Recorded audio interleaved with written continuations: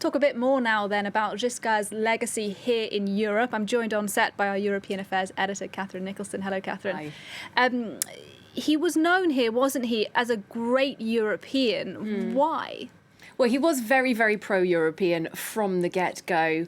He was, making his first steps into politics himself when what would become the European Union was just being put together after the war. It's partly because of that, but partly because he had such a big political contrast on Europe to de Gaulle, for example, who was really concerned about giving away too much French sovereignty, the kind of thing that we've heard in the Brexit argument recently. De Gaulle didn't want the Brits to join the club either. He was against expanding too much. So when Valéry Giscard d'Estaing became president, just after the UK had joined, in fact, he was always a voice speaking out for more Europe, more integration, let's do more on this common level. So, for example, while he was president of France, he paved the way for monetary union, what would later become the euro currency that we now use in 19 countries around the continent. We're so used to it, but it absolutely revolutionary back then. I could also show you as well a small but significant detail. Valéry Giscard d'Estaing managed to formalise the European summits. He actually pulled a little bit of a fast one on this. He hosted a summit in 1974, just after being elected, and he got the German Chancellor on board, he got the Belgian Prime Minister on board with this idea, look, let's make them regular events, let's give them a bit more importance, prominence and significance, but guess which country was less enthusiastic? The British. I've got a little bit of a clip here to show you what happened next. The British were less enthusiastic, one might say, but Giscard managed to pull off a coup during the meeting in Paris.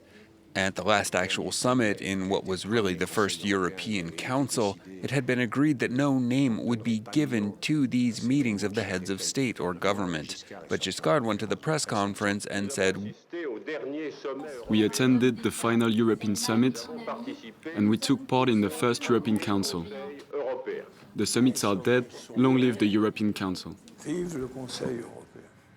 So there you go. That's one way to get things done in Europe, I suppose. Not sure that would work now. I'd say way after his time in office as French president, he was still completely into Europe. He got elected to the European Parliament and served one term from 89 to 93. And he kept pushing for European integration. He was one of the leading campaigners for French voters to accept the Maastricht Treaty in 1992 that really led the way to the creation of the euro. Less successful, we heard it in his obituary, was when he chaired a convention about putting together a European constitution.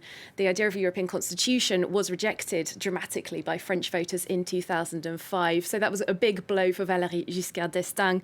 But then we did get the Lisbon Treaty in 2009. So I think he was probably quite pleased to see that come about after all. Yeah, and I imagine all of that has meant that European leaders today are really paying tribute to him. Absolutely, because let's not forget, 2020 has been, apart from everything else, the year of Brexit, a real political crisis for the EU. And in recent years, we've had all these nationalistic voices saying France should leave, Germany should leave, Italy should leave. So while that has died down somewhat, we've got the coronavirus pandemic, which, many leaders see as an opportunity for more European integration and cooperation. But it's been a bit shaky.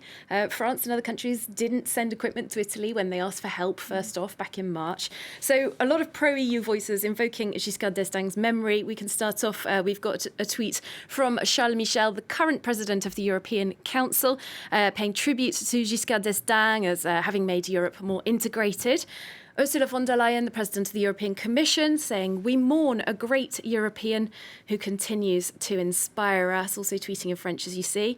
Now, Angela Merkel's spokesman, Stefan Seibert, quoting Angela Merkel, "France has lost a statesman, Germany a friend, and all of us a great European." Of course, relations between France and Germany are very much at the basis of Europe.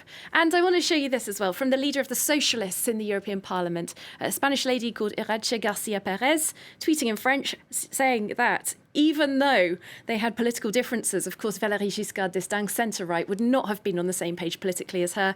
Despite their political differences, she respects his pro-Europeanness and his work to integrate the continent. So all of these pro-Europeans taking this moment really to say, let's keep this European vision going at this very, very crucial moment. Absolutely. Interesting stuff. Catherine Nicholson, thank you very much indeed, our European Affairs editor. Throughout the programme this afternoon, we'll, of course, keep getting